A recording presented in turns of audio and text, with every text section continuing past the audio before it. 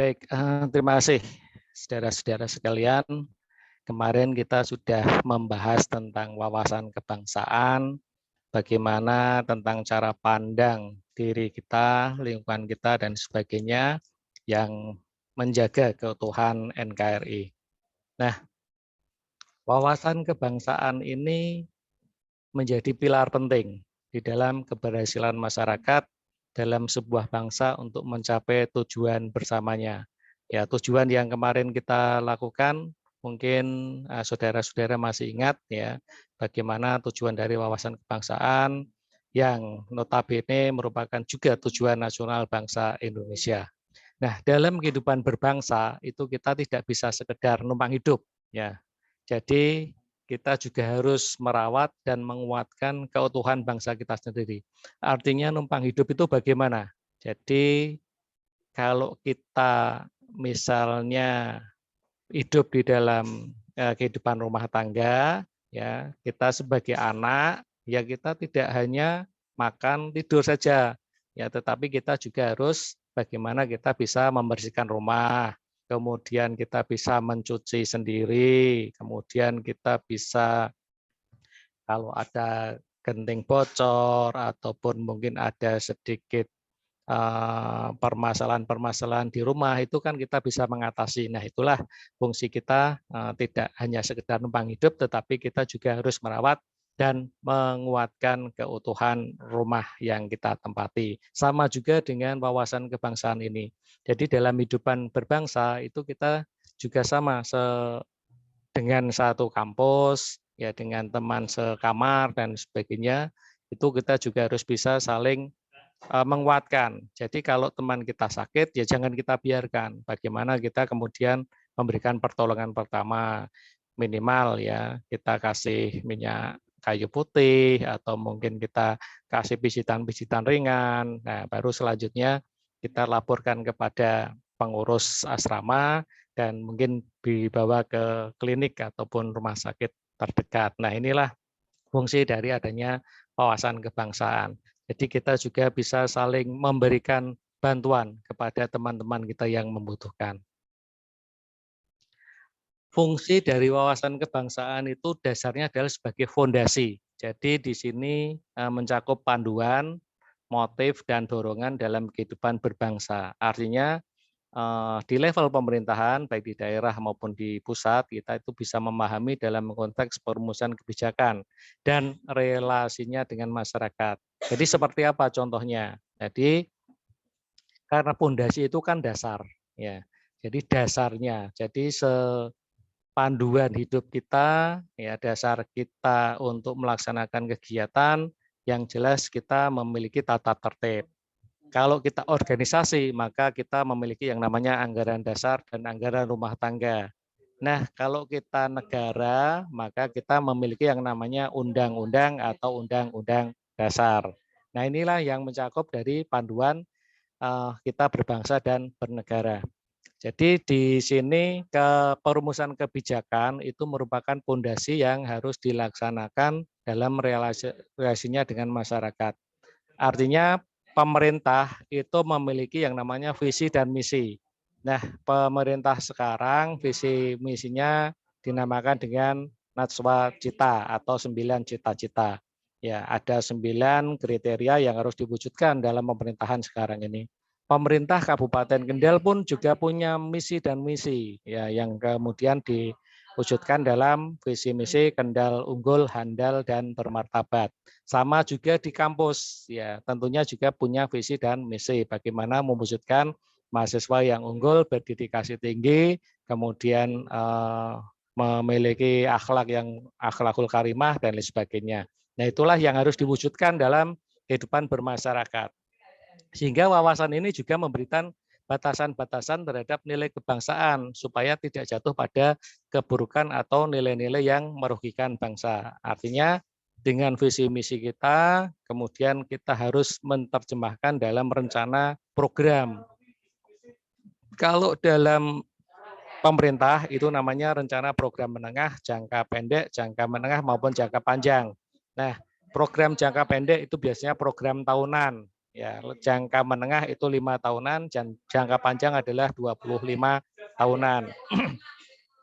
Nah, inilah yang kemudian menjadi program di 2021-2026 pemerintah Kabupaten Kendal dengan visi misinya menciptakan masyarakat yang religius, unggul, handal, dan berakhlak mulia. Nah, sehingga disinilah kampus juga memerlukan visi misi. Mungkin saudara-saudara pernah melihat visi misi dari kampus.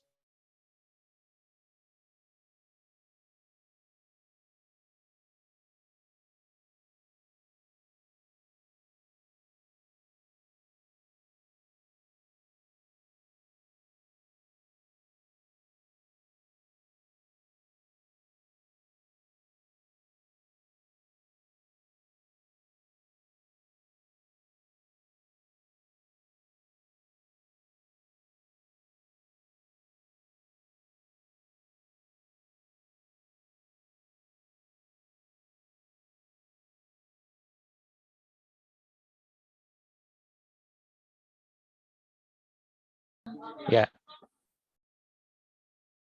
oke, saya lanjutkan. Jadi,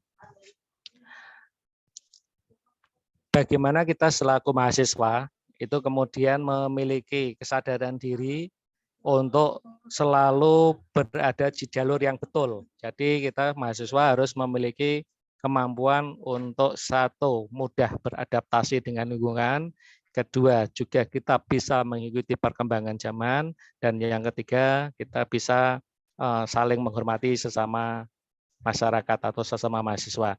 Nah, kemudian sebagai warga negara yang baik, ya sebagai bangsa, bagian dari bangsa, maka kita harus memiliki jiwa nasionalisme. Disinilah dikatakan bahwa NKRI harga mati itu merupakan jiwa patriotisme sebagai warga negara.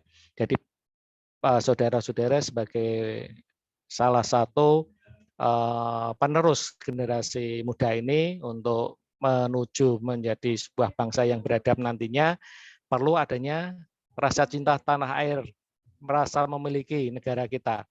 Jadi di sini kesadaran diri yang dimaksud adalah pengetahuan tentang kondisi internal bangsanya. Bagaimana panjenengan memahami Indonesia saat ini seperti apa. Ya, kemudian ke depan harus dipikirkan masa depan kita supaya cita-cita Indonesia di 2045 sebagai Indonesia emas itu bisa terwujud. Artinya saudara-saudara dari sekarang sudah bisa mengidentifikasi persoalan-persoalan yang terjadi. Kalau kita melihat di sekarang ini dalam bidang ekonomi, mungkin kita mengalami keterpurukan, mungkin di kedepannya harus menjadi celah dari sarjana-sarjana ekonomi untuk mengembangkan potensi sumber daya alam, sumber daya manusia, dan juga sumber-sumber yang lain dalam mewujudkan ekonomi yang tangguh. Nah, saudara sebagai mahasiswa di bidang kebidanan, dalam hal ini tentunya harus bisa mewujudkan bagaimana masyarakat Indonesia sehat. Ya, 2020 itu kan sudah dicantumkan sebagai Indonesia sehat. Sehingga disinilah kita bisa melihat potensi-potensi yang ada dari segi politik pun juga para ahli-ahli politik, sarjana-sarjana politik harus bisa mengedepankan amanat rakyat. Jadi aspirasi masyarakat itu harus diutamakan, terutama untuk kebaikan dan kesejahteraan negara kita. Kemudian patriotisme itu tidak sekedar identitas, tetapi di sini juga harus menjadi sebuah prioritas yang harus dilaksanakan. Bagaimana di dalam Undang-Undang Dasar 45 sudah ditegaskan bahwa setiap warga negara berhak dan wajib ikut serta dalam usaha pembelaan negara. Nah, patriotisme di sinilah yang harus kita utamakan. Ya, kalau panjenengan selaku mahasiswa ya, satu, belajar yang rajin, ya, kemudian dua, tidak melakukan perbuatan-perbuatan tercela, dalam hal ini mungkin dengan berkenalan langsung dengan narkoba, narkotika dan sebagainya. Ya, kemudian bagaimana menjaga identitas kampus sehingga di mata masyarakat, oh kampus kita itu kampus yang tenang, kampus yang selalu meningkatkan kesejahteraan bagi dosennya, bagi mahasiswanya, kemudian kampus yang menjadi garda terdepan dalam hal untuk peningkatan SDM bagi masyarakat, kemudian bagi negara dan bangsa. Nah, disinilah keberpihakan yang jelas pada kepentingan bangsa di atas kepentingan pribadi. Artinya kita mengutamakan kepentingan bangsa dan negara di atas kepentingan kita sebagai pribadi. Sehingga di sini diwujudkan dalam wawasan kebangsaan ini kesadaran kita selaku nasionalisme sejati, memiliki jiwa patriotisme, kita sadar dan sesadar-sadarnya kita sebagai bagian dari negara kita harus menyerahkan jiwa dan raga kita kepada negara dan bangsa. Sehingga disinilah wujud dari patriotisme yang tidak hanya sekedar identitas. Fungsi dan tujuan yang disampaikan di sini itu cukup memberikan kita gambaran tentang pentingnya wawasan ini agar dimiliki oleh setiap orang, apalagi oleh pembuat kebijakan. Jadi wawasan kebangsaan ini terutama oleh pembuat kebijakan. Ya, siapa pembuat kebijakan? Ya pemerintah bersama DPR tentunya sesuai di dalam undang-undang tentang Undang-Undang Dasar tentang DPR, kemudian Presiden, kewenangan DPR, pasal 19 itu juga sudah dicantumkan bahwa pembuat kebijakan inilah yang nantinya akan menjadi prioritas untuk kita laksanakan. Salah satu contoh kegiatan yang mungkin kita lakukan di sekarang ini seperti pandemi ya dilaksanakan pembelajaran melalui daring. Nah, ini adalah kebijakan. Nah, di sini kita juga patuh terhadap pembuat kebijakan. Nah, sehingga di sini wawasan kebangsaan ini bagaimana setiap orang patuh dan taat terhadap pembuat kebijakan. Tentunya pembuat kebijakan ini sudah semestinya menyampaikan hal-hal yang seharusnya. Jadi jangan sampai yang tidak baik disampaikan, kemudian yang baik malah ditinggalkan. Ini yang harus kita hindari. Gimana implementasi dari wawasan Nusantara?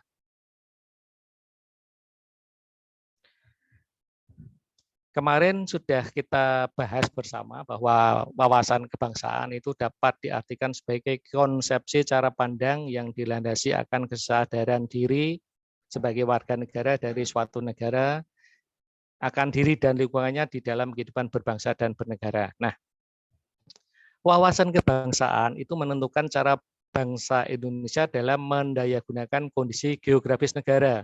Kita bisa melihat kondisi geografis kita ya dari Sabang sampai Merauke terdapat di antara dua benua dan dua samudra. Kemudian kita juga dilewati oleh garis khatulistiwa. Nah, di sinilah kondisi geografis Indonesia itu yang merupakan negara yang kalau musimnya memiliki dua musim ya, musim panas dan musim penghujan. Ya, kemudian kita juga di antara dua benua, Samudra dan Hindia, kemudian di antara Samudra Hindia dan Asia. Kemudian kita juga dilewati oleh garis khatulistiwa. Ya, jadi Indonesia itu di Pontianak ya sebagai titik nol garis khatulistiwa itu kemudian sering menjadi pembeda musim antara musim penghujan dan musim kemarau. Itu dari kondisi geografis. Ya, kemudian dari segi sejarah ya kita bisa melihat bahwa bangsa Indonesia ini 1512 dijajah oleh Portugis ya, dengan mereka kemudian ingin mencari rempah-rempah, memperluas daerah jajahan, kemudian menyebarkan agama Nasrani dan lain sebagainya. Kemudian kita mulai melakukan perlawanan-perlawanan, ya, sehingga kemudian pada 1511, 1512 itu Portugis, kemudian Inggris, Spanyol dan lain sebagainya dari bangsa-bangsa Eropa masuk ke Indonesia, dan yang terakhir sebelum Jepang itu Belanda. selama 350 tahun kita dijajah oleh Belanda, yang awalnya mereka dengan pedagangnya VOC ya. Jadi pedagang-pedagang Belanda kemudian mendirikan pemerintahan di Hindia Belanda, dalam hal ini di Indonesia, yang kemudian mengakui ya Indonesia ya sebagai negara dari Belanda ya yang dikuasai mereka. Selama 350 tahun rakyat Indonesia menjadi rakyat yang terjajah. Keterbelakangan pendidikan, kemudian ekonomi, pertahanan, keamanan, politik, dan lain sebagainya semua diatur oleh pemerintah Belanda. Kemudian di 1942 datang yang menganggap diri sebagai saudara tua kita, yaitu negara Jepang. Ya, Jepang dengan semboyannya Jepang Nippon is King Asia, ya Jepang sebagai negara saudara tua Indonesia, Jepang sebagai negara yang di Asia itu menjadi superpowernya. Nah ini mencoba untuk membebaskan Indonesia dari belenggu penjajah Belanda. Ini dari segi sejarah. Kemudian 3,5 tahun ya Indonesia dalam genggaman Jepang. Apa yang dilakukan ya oleh negara Indonesia ternyata sama ya, dari 350 tahun sama dengan 3,5 tahun itu kita ibarat keluar dari mulut buaya masuk ke mulut harimau. Jadi sama-sama menderita. Bahkan ada Romusa yang menjadi tentara-tentara yang tanpa bayaran, yang harus bekerja secara maksimal untuk bagaimana kekayaan alam Indonesia itu dibawa ke negara Jepang. Kemudian kita bisa melihat sejarah dari pergerakan kemerdekaan Indonesia yang kemarin sudah kita bahas, 1908 itu berdirinya pergerakan Budi Utomo dengan pendirinya Dr. Sutomo, kemudian diikuti dengan adanya Sumpah Pemuda tanggal 28 Oktober 1928, di mana pada saat itu pemuda Indonesia bersatu mengikrarkan diri dalam Ikatan Sumpah Pemuda, yaitu berbangsa satu bangsa Indonesia, bertanah tumpah darah satu tanah air Indonesia, dan menjunjung bahasa persatuan bahasa Indonesia. Inilah yang kemudian diwujudkan di dalam Sumpah Pemuda. Sehingga di sini kita sudah bersifat persatuan dan kesatuan. Kemudian yang terakhir pada tahun 1945, tepatnya pada tanggal 17 Agustus 1945, kita sama-sama mengikrarkan diri sebagai sebuah negara yang merdeka dengan mengumandangkan takbir, kemudian teks proklamasi 17 Agustus 45 yang ditandatangani dan dibacakan atas nama bangsa Indonesia oleh Insinyur Soekarno dan Dr. Andes Muhammad Hatta.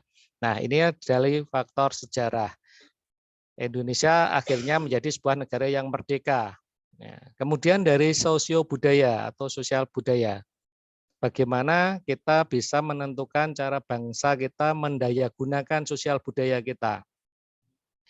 Banyak sekali budaya-budaya bangsa, ya, kemudian ragam-ragam kegiatan-kegiatan di beberapa pulau, kemudian beberapa suku yang ada di Indonesia itu menjadi budaya daerah yang akhirnya menjadi kekayaan budaya nasional.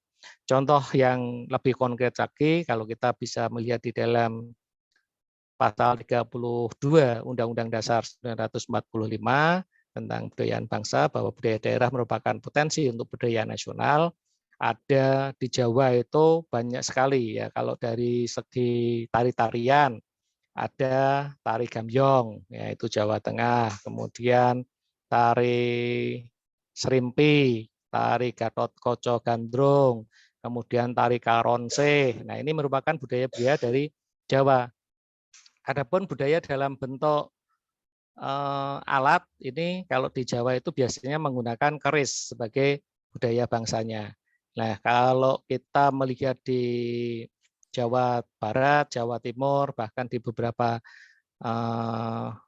pulau yang lain itu juga memiliki budaya dan seni yang berbeda-beda, tetapi semua merupakan khasanah budaya nasional.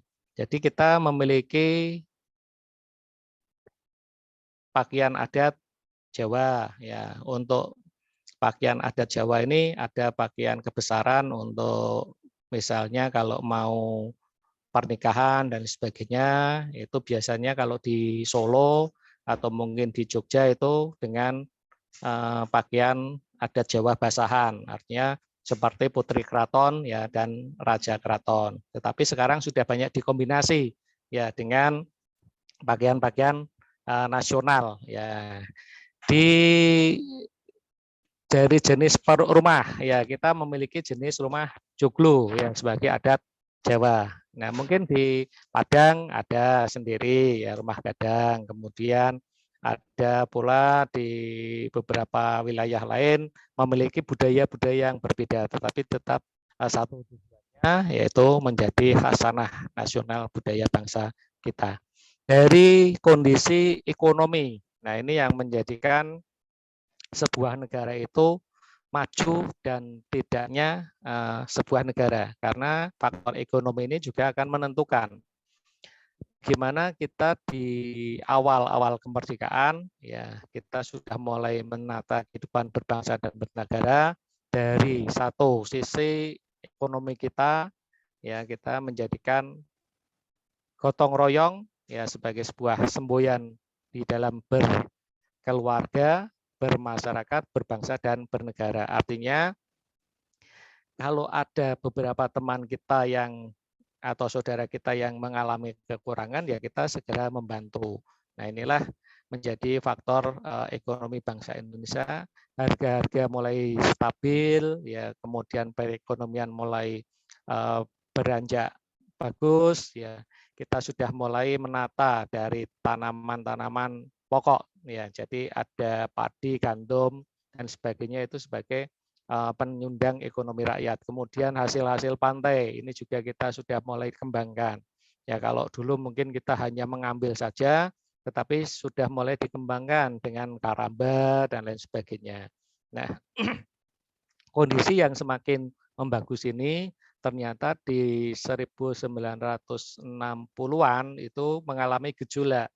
Ya harga-harga mulai melambung tinggi dan lain sebagainya. Akhirnya kita sepakat di 1945 menuntut ya adanya Tritura, 3 tuntutan rakyat, yang mana salah satunya adalah kembalikan kebutuhan 9 bahan pokok sebagai kebutuhan yang standar. Artinya turunkan harga-harga sembako. Nah, di sinilah harga-harga yang dulu melambung tinggi mulai harus diturunkan. Tapi ternyata kondisi yang carut-marut itu menjadikan negara kita host. Akhirnya muncul Super Semar, surat perintah 11 Maret. Pada tanggal 11 Maret 1966 itu adanya gejolak tata negara kita, kemudian para jenderal yang kemudian istilahnya dibunuh oleh beberapa orang dari Partai Komunis Indonesia. Akhirnya mereka ditangkap dan sebagainya. Kita kembali kepada masa untuk menuju ke era Orde Baru. Nah, 1966 sampai dengan 1998 itu adalah Orde Baru. Jadi 1945 sampai dengan 1965 itu dianggap sebagai Orde Lama. Orde Baru dengan kepemimpinan yang baru, kemudian ada mulai penataan-penataan ya dari Kabinet Repelita 1 sampai dengan Kabinet Repelita 6 ya itu sudah mulai ditata. Pelaksanaan kegiatan selama 5 tahun sekali. Jadi rencana pembangunan 5 tahunan ya. Jadi Repelita itu rencana pembangunan 5 tahunan. Nah, mulai ditata bagaimana kita mulai menata dari sektor ekonomi kita yang dulunya kita mengolah bahan mentah, kemudian bagaimana kita bisa mengolah dari bahan mentah menjadi bahan jadi. Kalau dulu kita ekspor saja bahan mentah itu, ya kemudian yang mengolah dari luar negeri, tetapi kita mencoba menjadikan negara kita di samping negara agraris, kita juga menuju ke negara industri. Mengolah bahan mentah menjadi bahan jadi, kemudian bahan jadi menjadi bahan baku, dan menjadi kota industri. Itu sampai dengan 98. Di mana pada saat itu sama ya, Indonesia sudah swasembada pangan ya di tahun 1980-an itu kita sudah bisa makmur ya. Jadi swasembada pangan artinya pangan yang kita siapkan itu bisa mencukupi kebutuhan seluruh rakyat Indonesia. Jadi murah sandang, murah pangan, dan murah papan. Ya kalau saudara-saudara mungkin punya ibu yang bergerak di bidang PKK ya, atau yang mungkin di kelurahan atau mungkin di kecamatan atau di desa berkecimpung di situ, atau mungkin saudara-saudara nanti akan tahu ya tentang 10 program pokok PKK ya, dari gotong royong, sandang, pangan, perumahan, dan sebagainya, tata laksana rumah tangga dan sebagainya. Itu bagus sekali untuk saudara-saudara yang terutama wanita ini untuk peningkatan ekonomi keluarga. Nah, 98 akhirnya muncul kondisi yang dinamakan KKN, korupsi, kolusi, dan nepotisme. Ini menjadikan ekonomi kita itu juga menjadi terpuruk, ya apalagi nilai dolar terhadap rupiah sangat tinggi, sehingga disinilah mahasiswa dengan masyarakat akhirnya turun ke jalan. Nah, Pak Harto kemudian menyerahkan kepemimpinan kepada Pak Habibie. Pak Habibie itu merupakan salah satu cendekiawan ya di Indonesia yang beliaunya juga salah satu sangat pintar ya di Indonesia itu. Sebagai wakil presiden kemudian diangkat sebagai pejabat presiden, tetapi karena kondisi yang tidak stabil, akhirnya ada pengaruh dari beberapa negara luar, terutama di Timur Timur, yang mengakibatkan provinsi termuda kita pada saat itu, Timur Timur adalah provinsi yang ke-27 ya. Jadi provinsi yang ke-27 yang menjadi provinsi termuda masuk di Indonesia pada tahun 1976. Kemudian di tahun 1999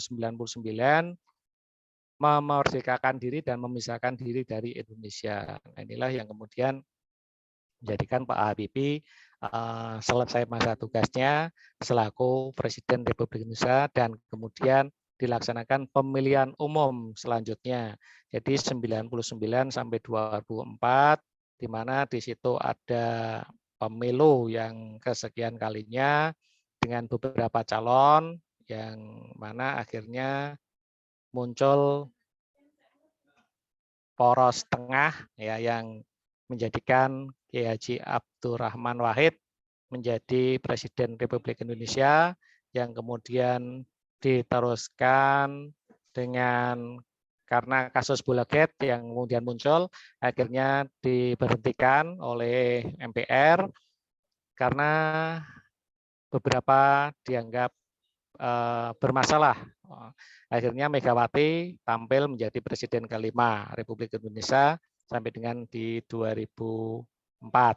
Nah, 2004 muncul pemilu yang berikutnya. 2004, 2004, 5, 6, 7, 8, 9, 2009 karena pemilu dilaksanakan tiap 5 tahun sekali. Yang menjadi presiden kemudian Bapak Dr. Susilo Bambang Yudhoyono. Nah, ini mulai menata ekonomi lagi, ya, menata ekonomi lagi. Bangsa Indonesia sudah mulai tenang, kondisinya sudah mulai stabil. Kemudian terpilih kembali untuk jabatan kedua 2009-2014. Ya, kemudian beliau digantikan oleh Insinyur Joko Widodo dari 2014-2019. Kemudian 2019-2024 ini. Nah, ini infrastruktur kita di tahun sekarang sudah semakin bagus ya, meningkat sangat signifikan. Pembangunan jalan tol dari Jakarta sampai Surabaya sudah terwujud, kemudian beberapa ruas jalan tol juga di beberapa pulau luar itu juga sudah terlaksana, bahkan di Jogja juga sudah dibangun bandara baru. Ya, ini wujud dari keberhasilan pembangunan dari presiden-presiden kita selaku kepala negara.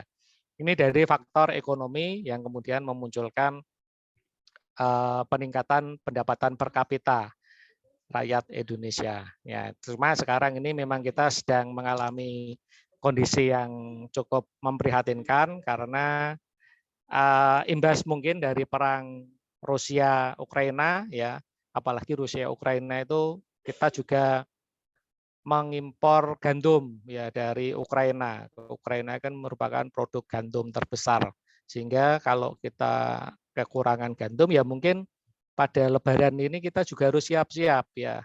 Kita komoditas gandum kita, kemudian minyak goreng kita juga sekarang harganya sudah mahal. Ini menjadi perhatian supaya nanti saudara-saudara tidak kaget ya kalau kemudian membantu ibunya diprotesi. Iki regane gandum wis larang, minyak gorengnya larang, meh apa-apa arep nggarap iki kok larang kabeh. Terus bagaimana lah selaku mahasiswa saudara-saudara harus punya inovasi ya. Kalau mungkin dulunya kita menggunakan gandum, ya mungkin silakan panjenengan bisa inovasi yang baru. Atau mungkin gurunya harus digoreng, panjenengan bisa inovasi yang baru. Ini ekonomi kerakyatan kita ya. Dari Soko Guru Ekonomi Bangsa Indonesia kita bisa melihat ada 3 penyokong ya dari sektor pemerintah, kemudian sektor swasta, perusahaan-perusahaan, dan yang ketiga adalah koperasi. Dan yang terakhir selanjutnya adalah dari politik ya. Bagaimana kita bisa mendayagunakan ke implementasi wawasan kebangsaan dari segi politik. Saudara-saudara, suatu negara atau tidak hanya negara lah, suatu daerah, mungkin di tempat panjenengan, agar kita bisa menata kehidupan bermasyarakat dan berbangsa, tentunya kita harus tampil di depan. Nah, kalau saudara-saudara nanti tidak bisa tampil di depan, hanya di belakang saja, nanti kalau ada sesuatu itu biasanya hanya menggerundel saja, ya. Jadi hanya membatin mungkin. Kemudian curhat pada temannya. Tetapi kalau di sini saudara nanti bisa tampil di garda terdepan, ini nanti saudara bisa menentukan dari arah politik yang ingin dicapai. Karena apa? Salah satunya misalnya menjadi ketua RT. Ya, ketua RT itu tidak harus laki-laki, perempuan juga bisa. Ya, bahkan kepala desa, ya bahkan Megawati itu kan selaku presiden itu kan juga perempuan. Bahkan Bu Puan Maharani itu juga perempuan, ya selaku ketua DPR. Nah, Bu Sri Mulyani itu juga perempuan, sebagai pernah menjabat sebagai direktur IMF, ya International Monetary. Jadi saudara itu punya hak yang sama selaku warga negara. Bagaimana menentukan politik kebangsaan kita. Sehingga di sini saudara bisa mengatur kebijakan-kebijakan yang notabene nanti membela kepentingan rakyat. Jangan sampai kebijakan-kebijakan itu kemudian malah menguntungkan diri sendiri tanpa menguntungkan rakyat. Nah, inilah maka kalau ada ketimbangan-ketimbangan seperti itu, kalau saudara sebagai warga negara, saudara harus berperan serta dalam hal ini yang menyampaikan aspirasinya. Tetapi kalau saudara itu nanti yang menjadi pemimpinnya, saudara juga harus tidak bisa menutup mata, menutup telinga. Ya, harus bisa mengakomodir kepentingan-kepentingan masyarakat. Nah, agar politik itu bisa menjadi sebuah politik yang bagus, ya bagaimana kita bisa menyerap aspirasi masyarakat. Nah, negara kita ini kan kemudian mengatur tentang politik luar negeri yang bebas aktif. Artinya apa? Kita bebas berpendapat, bebas menyampaikan ide saran. Kemudian dituangkan di dalam pasal 28 Undang-Undang Dasar 1945 ya. Kemerdekaan berserikat, berkumpul, mengeluarkan pikiran dengan lisan dan tulisan ya. Kemudian disinilah kita bisa membuat suatu tulisan, kemudian kita bisa menyampaikan aspirasi kepada pemerintah. Kalau kita itu tidak bisa bertemu langsung, Ya, sekarang kan ada media sosial yang lain. Ada apa? Twitter, ya Pak Jokowi punya Twitter. Kemudian ada Instagram dan sebagainya. Ya kita tulis ya karena kita diatur itu di dalam undang-undang. Tetapi jangan sampai kalimat-kalimat yang kita sampaikan itu menyinggung perasaan. Artinya kita juga harus bisa tepos liro, menjaga diri dan lain sebagainya. Nah, itulah dari segi politik dan pertahanan keamanan. Implementasi wawasan kebangsaan dalam hal pertahanan keamanan itu bisa kita wujudkan dalam hal kita mungkin menjadi anggota tentara nasional, boleh menjadi anggota pertahanan keamanan, ya boleh menjadi anggota Polri, boleh ya. Kemudian menjadi anggota Hansip boleh enggak? Ya, boleh saja ya. Wanita itu boleh jadi Hansip boleh. Karena Hansip atau pertahanan sipil itu tidak hanya laki-laki. Sekarang kalau di masyarakat namanya Linmas ya. Kalau dulu pertahanan sipil, sekarang perlindungan masyarakat. Jadi menjadi anggota Linmas boleh ya. Diatur di mana? Di dalam Permendagri nomor 26 tahun 2020 itu juga menentukan tentang perekrutan tenaga perlindungan masyarakat. Saudara bisa menjadi Satgas Linmas dan sebagainya. Nah, inilah bagaimana kita mewujudkan, karena di dalam pasal 30 tadi sudah disebutkan setiap warga negara berhak dan wajib ikut serta dalam usaha pembelaan negara. Salah satunya yang menjadi anggota Linmas. Kalau panjenengan selaku bidan di dalam mana ini? Ya mungkin kalau bisa juga menjadi bagian dari anggota Palang Merah Indonesia, nah, menjadi anggota PMI, sehingga disinilah kita bisa mencapai cita-cita yang ingin diwujudkan oleh negara kita dan menjamin kepentingan nasional. Jadi wawasan kebangsaan di sini menentukan bangsa menempatkan diri dalam tata berhubungan dengan sesama bangsa dan dalam pergaulan dengan bangsa lain di dunia internasional. Artinya kalau panjenengan ini mungkin memiliki satu kesatuan yang bulat, utuh, dan sebagainya di dalam ikatan, kalau dokter itu ada ya Ikatan Dokter Indonesia, perawat juga ada, Ikatan Perawat itu ya PRSN itu, kalau bidan juga IBI, nah itu merupakan tata hubungan yang juga harus saling bersinergis dengan yang lainnya.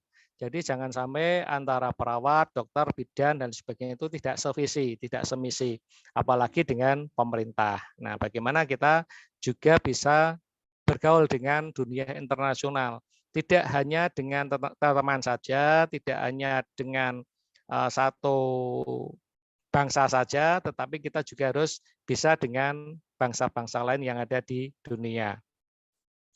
Wawasan kebangsaan mengandung komitmen dan semangat persatuan untuk menjamin keberadaan dan peningkatan kualitas kehidupan bangsa dan menghendaki pengetahuan yang memadai tentang tantangan masa kini dan masa mendatang serta berbagai potensi bangsa. Artinya di sini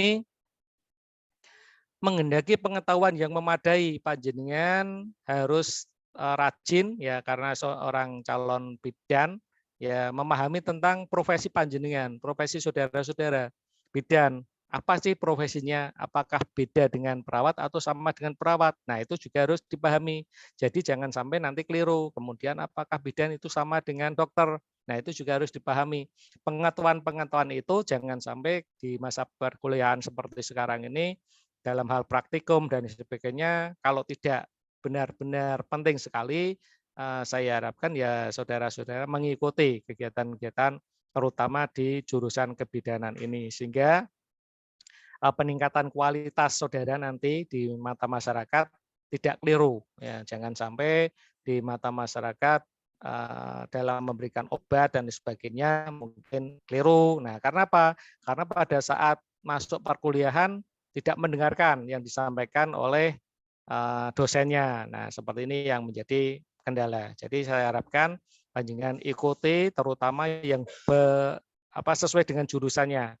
Jadi kalau saudara sudah mantap di jurusan kebidanan, ya silakan sesuaikan dengan kemampuan panjenengan. Jangan sampai materi-materi yang penting terhadap untuk kehidupan panjenengan ke depannya itu nanti tidak diikuti. tantangan mendatang di berbagai potensi bangsa itu sangat besar ya. Kita sudah bisa melihat bagaimana tantangan-tantangan yang ada sekarang ini ya dalam hal persaingan masuk ke dunia kerja saja itu juga menjadi tantangan bagi negara kita di dalam menumbuh kembangkan sumber potensi sumber daya manusianya. Sehingga di sini bagaimana pemerintah berupaya semaksimal mungkin agar tenaga kerja itu bisa terekrut ya di dalam program-program pemerintah. Pemerintah Kabupaten Kendal itu rencana pada bulan Juli 2022 nanti juga akan mengadakan job fair ya. Jadi job fair itu melihat potensi-potensi dari para perusahaan-perusahaan yang di Indonesia, khususnya di Jawa Tengah dan juga di Kabupaten Kendal. Sumber daya di Kabupaten Kendal itu berapa? Kemudian potensi dari sumber daya Kabupaten Kendal yang sekiranya dibutuhkan di dunia kerja itu berapa? Nah, ini di dalam job fair itu nanti panjenengan bisa berkomunikasi sesuai dengan jurusan yang ada. Nah, sehingga disinilah upaya dari pemerintah di dalam meningkatkan kesejahteraan masyarakatnya. Jadi kalau kita di program pemerintah Kabupaten Kendal rencananya bersama dengan Hari Jadi Kabupaten itu ada Pekan Raya Kabupaten Kendal. Ya, Pekan Raya Kabupaten Kendal itu nanti juga akan diisi oleh job fair tersebut. Kemudian juga ada pentas budaya, pentas seni budaya, dan lain sebagainya. Nah, ini merupakan komitmen dari wawasan kebangsaan di dalam menjalin semangat persatuan dan kesatuan. Sehingga di sini peningkatan kualitas kehidupan hidup berbangsa dan bernegara, terutama di Kabupaten Kendal ini juga memadai. Nah, inilah implementasi nanti yang dijadikan sebagai wawasan kebangsaan dan kehidupan bermasyarakat, berbangsa dan bernegara, terutama di Kabupaten Kendal. Nah, saudara-saudara nanti juga bisa berkecimpung di dalam pekan raya tersebut. Salah satunya mungkin saudara bisa memberikan penyuluhan tentang hal-hal yang berkaitan dengan kesehatan. Tentunya ini juga bekerjasama dengan pihak kampus maupun dari dokter yang lainnya. Nah, saudara ini kan generasi muda.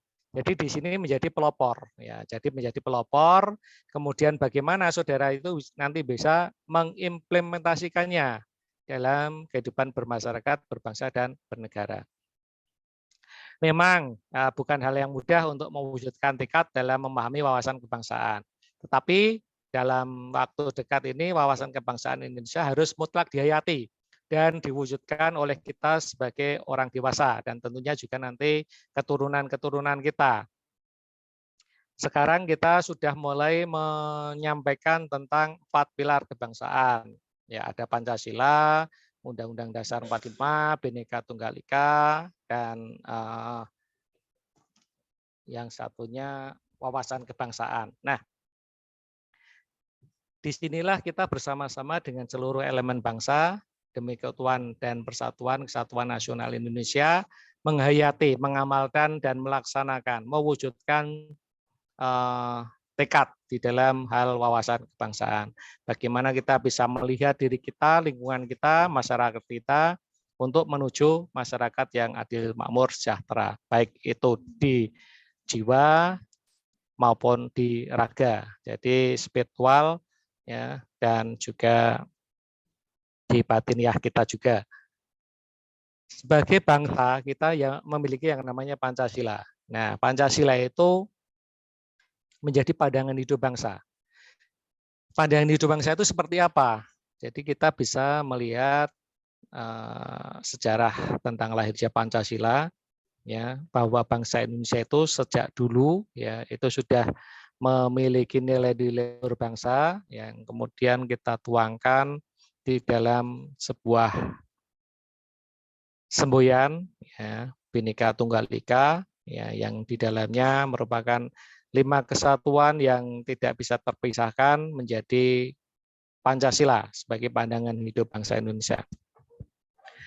Kemudian Pancasila juga sebagai dasar negara. Kalau kita melihat Hari Kesaktian Pancasila yang kita peringati tiap tanggal 1 Oktober, kemudian hari lahirnya Pancasila tiap tanggal 1 Juni, itu proses perumusan Pancasila sebagai dasar negara, itu tentunya harus kita bisa memahami juga.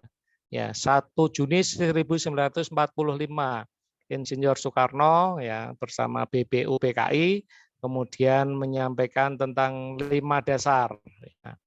Kemudian Muhammad Yamin ya juga menyampaikan dengan hal yang sama tentang 5 dasar bagi negara kita. Nah, 5 dasar inilah yang kemudian dinamakan dengan Pancasila.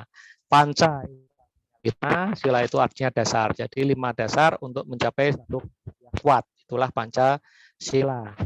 Sehingga di sini ada 5 ya di dalam silanya yang saling berkaitan. Jadi antara sila ke-1, kedua, ketiga, keempat, dan kelima itu saling berkaitan. Tidak bisa bertentangan satu dengan lainnya, tapi saling membutuhkan. Nilai-nilai itu dihayati dari nilai sila-sila yang lainnya. Misalnya ketuhanan yang Maha Esa, kemudian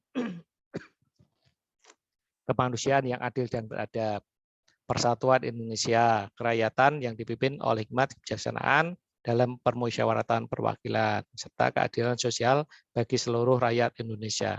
Nah, sila ketuhanan ini juga dijiwai oleh sila-sila yang lainnya. Ya, sila persatuan, ya, sila kerakyatan, sila kemanusiaan, sila keadilan. Artinya apa? Ya, kalau kita melihat di dalam pasal 29 Undang-Undang Dasar 45, negara Indonesia ya berdasar atas ketuhanan yang Maha Esa. Artinya kita itu sebagai bangsa dan negara memiliki keyakinan bahwa negara kita itu negara yang beragama, negara yang memiliki dasar agama. Karena apa? Karena kita percaya dan takwa terhadap Tuhan yang Maha Esa. Kita juga menghormati pemeluk-pemeluk agama yang lain untuk beribadah sesuai dengan agama dan keyakinannya. Artinya, walaupun kita itu di dalam suatu negara kesatuan Republik Indonesia, tetapi kita di sini bisa menghormati keberagaman dalam beragama. Ada 5 agama pada saat itu sebelum ditambah dengan agama Konghucu yang di era pemerintahan Presiden Abdurrahman Wahid itu dijadikan sebagai agama ke-6 di negara kita. Nah, disinilah kita bisa menghormati. Seperti sekarang ini, ya kita melaksanakan ibadah puasa, ya kita juga harus menghormati orang lain yang tidak melaksanakan ibadah puasa. Ya, boleh mereka tidak puasa, ya kita harus bersabar. Ya. Kemudian nanti Idul Fitri, ya yang lain mengucapkan selamat Hari Raya Idul Fitri, ya kita dengan sangat senang akan membalasnya. Ya, kemudian begitu pula mereka merayakan perayaan-perayaan agamanya, ya kita harus menghormati. Jangan sampai kita membenci, ya karena itu bertentangan dengan nilai-nilai kemanusiaan. Kemudian setelah 1 Juni 1945 di dalam sidang BPU PKI, kemudian tanggal 22 Juni 1945 dalam naskah Piagam Jakarta, itu kemudian di dalamnya tersirat tentang dasar negara. Nah, Piagam Jakarta ini yang kemudian menjadi mukadimah yang menjadikan awal dari pembukaan Undang-Undang Dasar 45. Tetapi di dalam sila yang pertama itu negara berdasar atas ketuhanan yang Maha Esa, itu dulunya negara berdasar atas ketuhanan dengan menjalankan syariat Islam bagi para pemeluk-pemeluknya.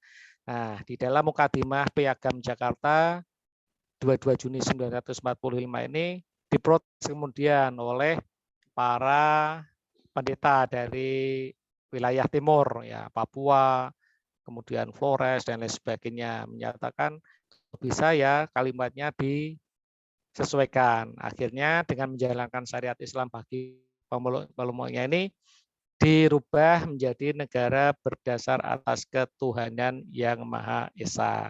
Nah, itulah yang akhirnya menjadi dasar negara kita di dalam Pancasila. Ada sila 1 sampai dengan sila yang kelima. Itulah awal mula munculnya dasar negara.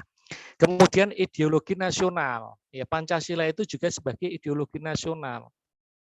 Kenapa Pancasila sebagai ideologi nasional? Karena kalau kita melihat perkembangan yang ada, dulu partai-partai politik itu ideologinya macam-macam. Ya, Partai Komunis Indonesia, ya ideologi komunis. Kemudian Partai Syarikat Islam, ideologinya ideologi Islam. Kemudian ada partai banyak sekali partai-partai yang muncul kemudian dipersatukan ya bahwa satu-satunya ideologi nasional kita menggunakan ideologi Pancasila dengan asas tunggalnya yaitu asas tunggal Pancasila. Karena apa? Karena inilah yang menjadi jaminan kerukunan umat beragama, kerukunan persatuan dan kesatuan ya sehingga disamakan untuk ideologi nasionalnya adalah ideologi Pancasila sehingga kalau saudara-saudara mau membentuk ormas dan sebagainya, ya harus berdasar pada ideologi Pancasila. Misalnya Ikatan Bidan Indonesia, itu kalau saudara membaca anggaran dasar dan anggaran rumah tangganya, biasanya organisasi ini berdasarkan atau berideologi atau berasaskan Pancasila. Nah, biasanya di bab-bab awal itu seperti itu. Ya, karena apa? Karena di Indonesia kita harus Pancasila. Di dalam kehidupan bermasyarakat, berbangsa, dan bernegara yang berakhlak di dalam kebudayaan daerah-daerah Indonesia. Jadi kebudayaan-kebudayaan yang muncul itu juga menjadi kebudayaan nasional itu harus mencerminkan nilai-nilai Pancasila. Ya. Kenapa ini harus mencerminkan nilai-nilai Pancasila? Karena nilai-nilai Pancasila itu juga tadi di samping sebagai pandangan hidup juga menjadi jiwa dan kepribadian bagi bangsa Indonesia. Artinya kita memiliki jiwa Pancasila, memiliki pribadi Pancasila. Yang bagaimana? Yang jelas yang pertama, karena kita memiliki jiwa dan pribadi Pancasila, ya kita taat terhadap aturan-aturan agama. Ya, kemudian kita cinta alam dan kasih sayang sama manusia. Kemudian kita sebagai patriot, itu kita juga harus sopan, kita juga harus satria. Yang salah kita nyatakan salah, yang benar kita nyatakan benar, itulah satria. Kemudian kita mengutamakan musyawarah, jangan mengutamakan voting, kalau bisa musyawarah itu untuk mufakat. Ya, kemudian baru kalau memang mentok sekali baru dengan voting, karena dasar musyawarah mufakat itu lebih bagus ya untuk dilaksanakan. Kemudian kita juga harus memiliki rasa adil terhadap sesama. Ya, jadi kita kalau punya teman-teman ada kegiatan dan sebagainya, ya kita bisa membagi waktu kita. Ya, bagaimana kita bisa di organisasi A, di organisasi B dan sebagainya. Kalau kita sudah sanggup di situ ya kita harus siap untuk melaksanakan kewajiban kita di situ. Nah, inilah yang kita perlu pupuk dan kita kembangkan di generasi muda ini. Jadi saudara-saudara itu perlu mengembangkan kehidupan berbangsa dan bernegara dengan baik yang berdasarkan pada asas Pancasila.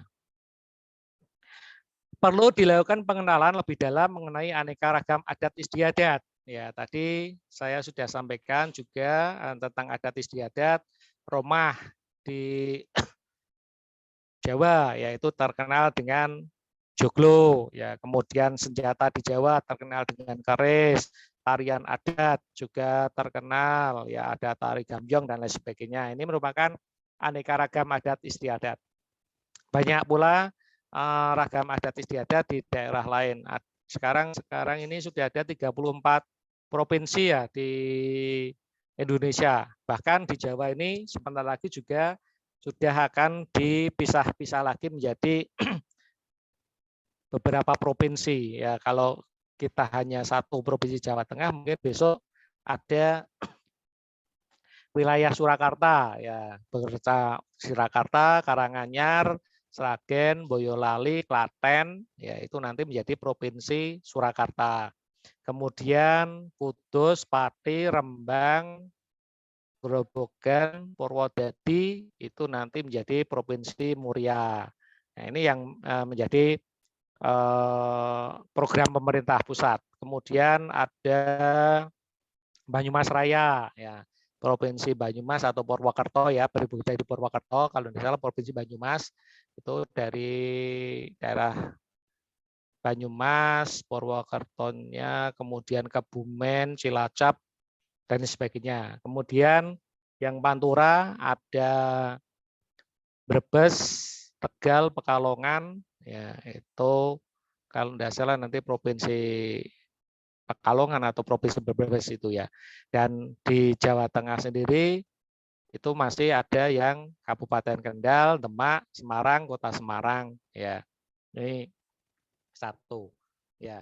Jadi kalau kita nanti ke Solo ya mungkin di tahun 2025 atau tahun berapa itu kita sudah melakukan perjalanan antar provinsi ya. Jadi jangan khawatir ya. Kalau panjenengan jadi bidan, wah pindah kemana? Wah ini saya mau pindah ke provinsi Banyumas. Nah monggo boleh saja.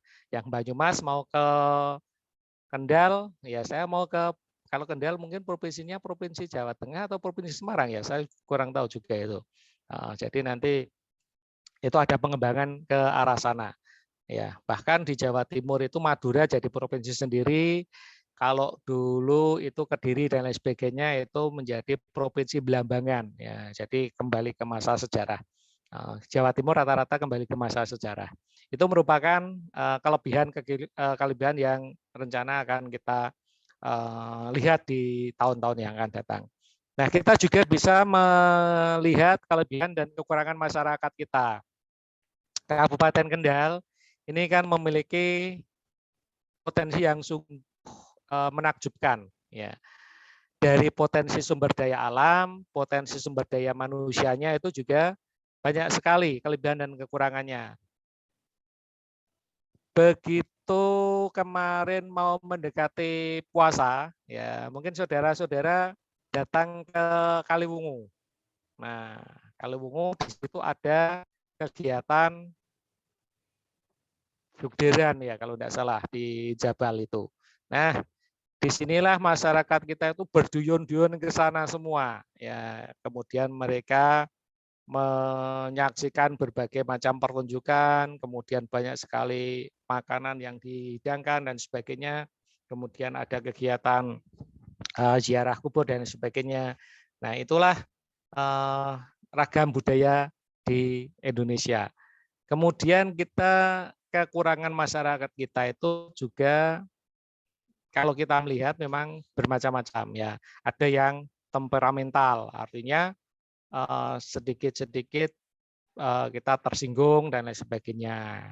Nah, tetapi kelebihan masyarakat kita biasanya masyarakat kita itu nerimo ing pandum, ya nerimo ing pandum. Kemudian kita suka gotong royong, ya. Kemudian kita juga sering bekerja sama dengan negara lain, dengan bangsa lain, dengan orang lain, ya. Itu kelebihan-kelebihan yang kita miliki. Kemudian kita menjadi negara yang ramah tamah. Nah, itulah kelebihan-kelebihan masyarakat kita. Begitu kita datang ke Jawa, ya ada orang luar datang ke Pulau Jawa, dia akan tanya, ya kita akan menyampaikan ya dengan logat bahasa kita, bahasa yang halus, bahasa yang sopan dan sebagainya. Itulah kelebihan yang kita miliki. Kemudian lagu-lagu rakyat, ya mungkin dari saudara-saudara punya ya lagu-lagu rakyat. Ya, kalau di Jawa Tengah ada ilir-ilir ya. Lir ilir, lir ilir. Nah, itu merupakan lagu-lagu rakyat ya. Kemudian Gambang Suling. Nah, itu rakyat di Jawa Tengah itu lagunya Gambang Suling. Mungkin saudara-saudara sudah enggak hafal ya lagu Gambang Suling ya? Ada yang hafal Gambang Suling? Oh ya, enggak hafal Gambang Suling. Saya sendiri agak lupa-lupa juga ya Gambang Suling. Kemudian beberapa daerah juga memiliki lagu-lagu rakyat. Ya, saya rasa yang Bengkulu juga punya lagu rakyat sendiri. Ya, kemudian di Jawa Barat ada lagu-lagu rakyat sendiri dan lain sebagainya. Nah, ini merupakan aneka budaya bangsa Indonesia. Ini yang harus kita kenal ya. Jadi jangan sampai budaya-budaya itu kemudian luntur ya di tengah perkembangan zaman yang ada.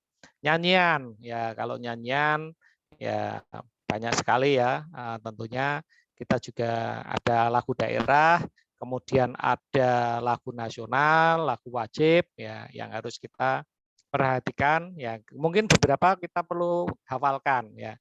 Kalau lagu wajib jelas ya Indonesia Raya itu kita harus hafal ya, jangan sampai kita sebagai bangsa Indonesia tidak hafal lagu Indonesia Raya. Ada yang tidak hafal Indonesia Raya? Hah? Saya harap hafal semua ya Indonesia Raya karena selalu dinyanyikan. Ya. Kemudian tarian daerah, ya tarian daerah. Tarian daerah ini juga sama ya. Mungkin saudara-saudara ada yang bisa menari. Siapa Ellen bisa menari Ellen? Tidak bisa, Mas. Oh Kurang belum bisa. Oh bisa. ya. Oh ya, nah paling tidak bisa menonton dulu ya.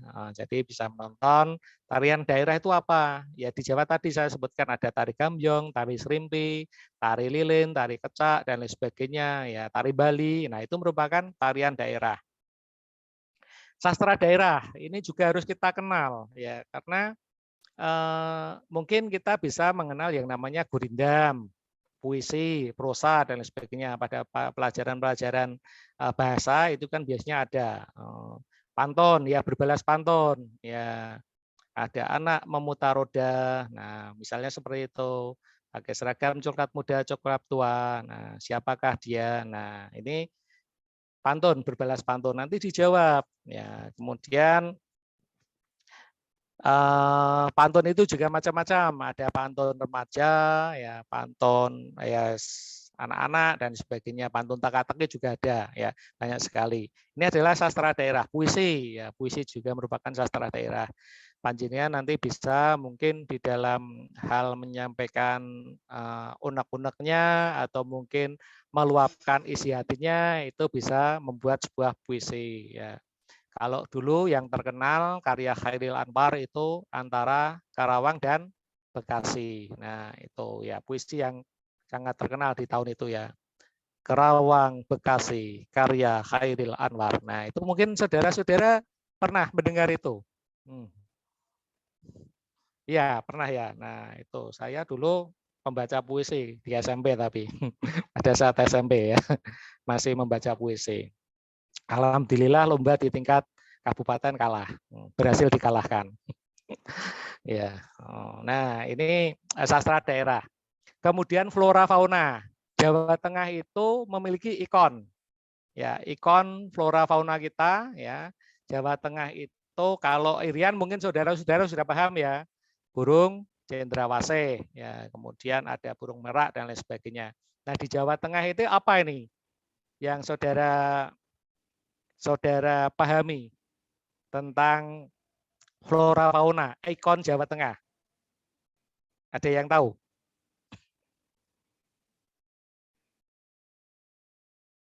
Ikon Jawa Tengah, flora fauna. Ya, itu berarti tumbuh-tumbuhan dan binatang. Ya.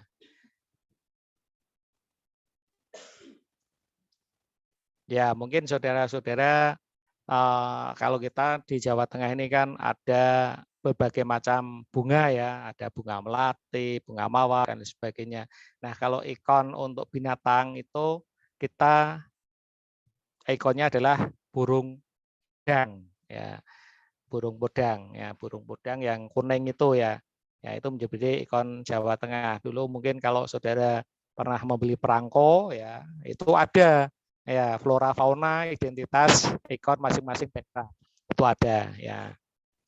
Dan kekayaan alam ini juga harus kita pahami ya, kekayaan alam kita di Kabupaten Kendal ini kekayaan sumber daya alamnya ada sumber daya alam pantai, laut dan juga sumber daya alam gunung. Nah, sumber daya alam pantai ya itu kita bisa beberapa tambak yang ada ya, udang bakau, kemudian udang windu, kemudian bandeng, dan lain sebagainya itu merupakan potensi kekayaan alam. Yang laut banyak sekali ya ikan-ikan yang kemudian kita konsumsi ya sebagai kekayaan sumber daya alam kita. Yang di gunung tidak hanya batu-batuan ya, tetapi pohon, tumbuhan dan lain sebagainya itu merupakan sumber kekayaan alam. Nah, Indonesia ini juga banyak kekayaan alamnya. Di Papua itu Freeport terkenal dengan tambang emasnya.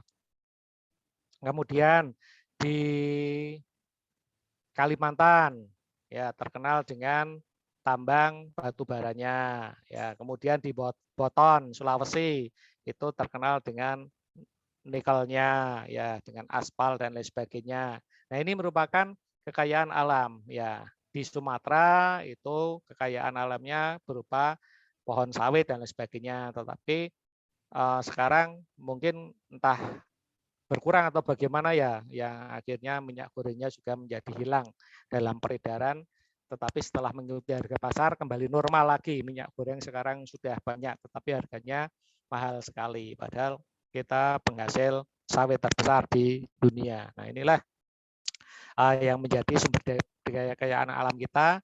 Nanti saudara-saudara bisa melihat ya, kemudian cari inovasi terkait dengan mungkin bagaimana menciptakan sumber daya alam yang kita itu mengalami kekurangan. Kalau besok ya mungkin BBM itu bisa diganti dengan listrik. Ya, karena sekarang sudah mulai diperkenalkan mobil listrik. Nah, inilah sumber kekayaan alam. Kemudian sumber-sumber yang tidak bisa diperbaharui ya ini harus kita sikapi dari sekarang. Ya. Juga pemahaman humaniora dan historiografi. Ya, jadi pemahaman tentang tumbuh-tumbuhan, tentang sejarah negara, tentang apa ya, peristiwa-peristiwa yang terjadi di daerah dan nasional itu kita harus pahami. Sekarang yang lagi trending topik apa? Nah, itu kita juga harus paham ya. Jadi trending topik untuk minggu ini apa? Ya, jangan hanya trending topiknya di TikTok saja ya. Ya, jadi yang viral di TikToknya apa ya. Tapi trending topik yang terjadi di daerah kita, peristiwa-peristiwa yang sekarang muncul ya. Kemudian di tingkat nasional ya, kalau kemarin trending topiknya adalah kenaikan harga minyak, itu baik di tingkat daerah maupun di tingkat nasional sama. Kemudian sekarang sudah mulai muncul trending topiknya adalah kenaikan harga BBM, Pertamax. Nah, itu kan menjadi trending topik ya, di tingkat daerah dan nasional. Pertamax sekarang 12.500 ya, kalau kemarin 9.000 ya, sekarang menjadi 12.500. Kemudian mungkin trending topik yang muncul lagi kemarin adanya Grand Prix Mandalika ya, Mbak Rika yang jadi trending topik ya. Anggi mungkin paham ya, Mbak Rika ya. Itu sebagai pawang hujan. Nah, itu jadi trending topik di tingkat nasional juga ya, bahkan mungkin di tingkat internasional. Karena apa?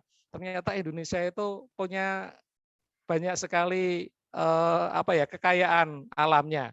Bahkan yang namanya pawang hujan aja menjadi kekayaan ya, karena mungkin sebentar lagi diadakan konferensi pawang hujan seluruh Indonesia. Nah, ini juga mungkin saudara-saudara yang punya potensi itu bisa mengikuti atau membuat paguyuban pawang hujan.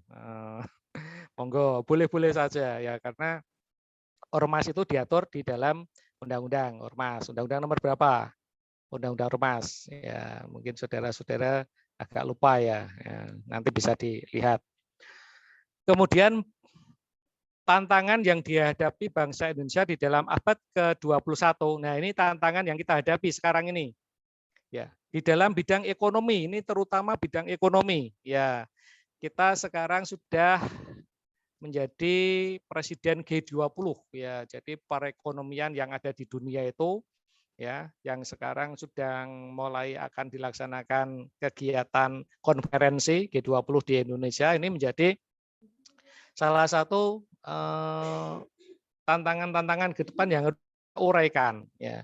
Bagaimana kita bisa menciptakan inovasi-inovasi di bidang ekonomi. Harga-harga sembako, harga-harga pangan, ya, harga-harga perumahan, harga-harga sandang ini kalau bisa juga harus standar. Jangan sampai harganya tinggi, kebutuhannya tinggi, kita tidak bisa membeli. Ya, adanya lagu Iwan Fals ada ya. BBM naik tinggi, susu tak terbeli. Nah, itu. Ya, jadi seperti itu merupakan tantangan yang dihadapi. Jangan sampai kita kekurangan gizi. Ya, dulu kita itu terbelakang karena apa? Karena satu, pendidikan kita rendah, ya. Kemudian gizi kita buruk. Nah, ini yang menjadi kelemahan-kelemahan bangsa Indonesia sehingga sulit untuk berkembang. Nah, kalau saudara sekarang gizinya sudah tercukupi, kemudian kebutuhan pangan, sandang, papan sudah selesai, ya kita agak ringan ya. Cuma mungkin karena kebutuhan-kebutuhan non komersial mungkin yang harus kita perhatikan juga. Nah, ini ekonomi pasar global itu kan kita harus antisipasi. Kita harus mengikuti perkembangan pasar global. Artinya apa? Negara Cina itu kan negara yang merupakan negara ekonomi yang cukup pesat peningkatannya. Nah, di sana itu informasi yang kami terima, tenaga kerja itu karena Cina itu merupakan negara sosialis komunis ya, dia istilahnya menginginkan seluruh warga warga negaranya itu bekerja ya, dan semua upah diatur ditentukan oleh negara. Jadi di sana ada perkumpulan misalnya membuat batik, ya semua membuat kerajinan batik dan sebagainya di dalam satu wilayah itu. Nah, di situ kemudian ada yang menghimpun. Nah, harga tenaga kerja di sana itu sangat murah. Harga tenaga kerja di sana itu sangat murah. Sehingga produknya pun harganya juga bisa bersaing di pasaran. Nah, sekarang di Indonesia ini produk-produk buatan Cina itu kan murah-murah ya masuk ke Indonesia. Karena apa? Ya karena di sana tenaga kerjanya dihargai murah. Nah, inilah yang harus kita hadapi ancaman globalisasi seperti ini. Kita nanti bisa gulung tikar karena adanya importir dari negara-negara lain yang masuk ke Indonesia, yang kemudian mengekspor barang-barangnya ke Indonesia, dan disinilah Indonesia mulai kadang-kadang melihat bahan, kualitas, dan sebagainya dengan harga yang murah akan cenderung terpikat. Nah, inilah tantangan yang harus dihadapi. Padahal contohnya saja seperti ini. Tetangga saudara jualan sabun, jualan pasta gigi, dan lain sebagainya. Tetapi karena mungkin itu terbatas, hanya jualannya seperti itu saja, saudara lebih cenderung ke minimarket. Nah, padahal yang tetangga saudara itu kalau dibeli, ya mungkin harganya agak mahal sedikit, ya. Tetapi dia memang membutuhkan untuk hidup. Tapi saudara biasanya pergi ke minimarket dengan satu asumsi harganya agak lebih murah, tetapi saudara tidak menghitung perjalanan dan sebagainya ya.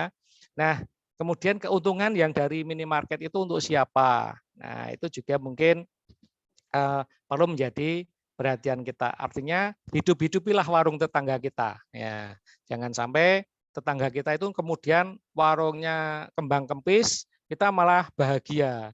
Soalnya dodol. Nah, seperti itu. Bahkan kita menggibah dan sebagainya. Itu tidak bagus. Tetapi bagaimana kita selaku tetangganya, ya udah kalau hanya beli sabun dan sebagainya, kemudian kita bisa ke tetangga sebelah. Nah, sehingga mereka bisa ekonominya juga bisa meningkat. Nah, inilah persaingan ekonomi yang harus kita perhatikan bersama.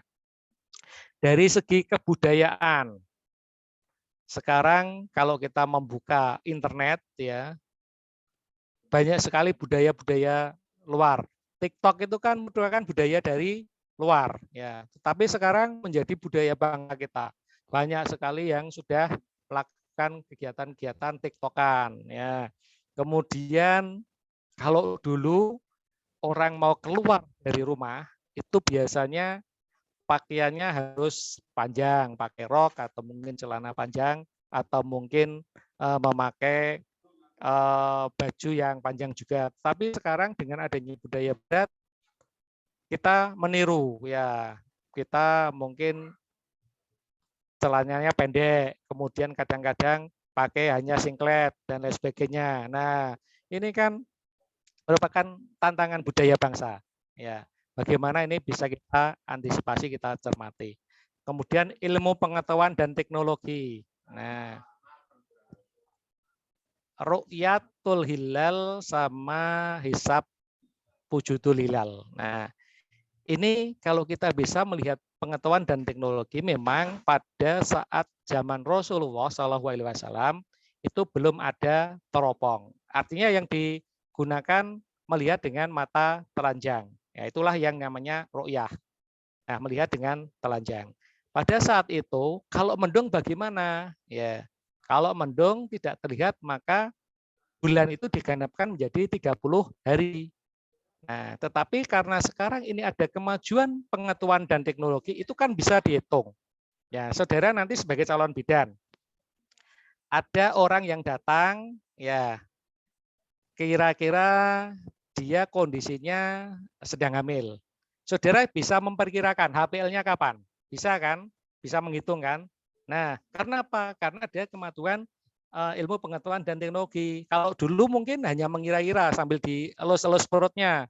Ya, oh ini kira-kira sesuk bulan 8. Nah, tetapi kalau sekarang ini HPL-nya besok tanggal ini. Nah, itu bisa hampir pasti, ya hampir pasti. Ya kalau meleset mungkin 99%-nya itu pastilah. Kalau meleset mungkin hanya 1%.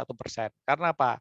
Karena dia kemajuan pengetahuan dan teknologi. Sama juga dengan penentuan puasa Ramadan, penentuan Idul Fitri itu juga bisa dihitung. Karena apa?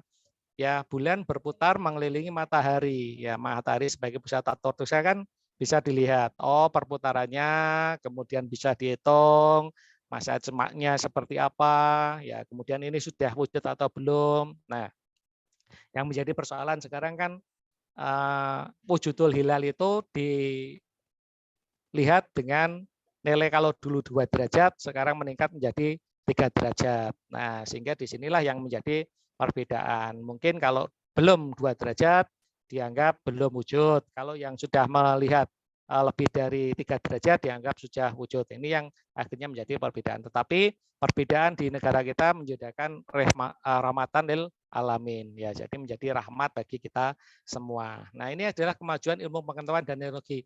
Dulu kalau kita seperti ini, itu mungkin kita tidak bisa tatap muka dengan seperti ini. Ya, kita harus luring. Ya, tapi dengan adanya kemajuan ilmu dan teknologi, kita sekarang bisa melihat dengan melihat gambarnya. Kalau dulu telepon, SMS, ya awal mula sebelum ada Android, kita hanya bisa SMS, telepon. Ya, itu aja.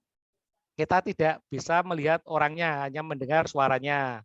Ya, kemudian setelah adanya kemajuan ilmu pengetahuan teknologi, kita sudah punya Android. Ya, dulu kita mendengarkan hanya awal mula ya komputer itu kan kita pakai disket ya untuk menyimpan berkas-berkas.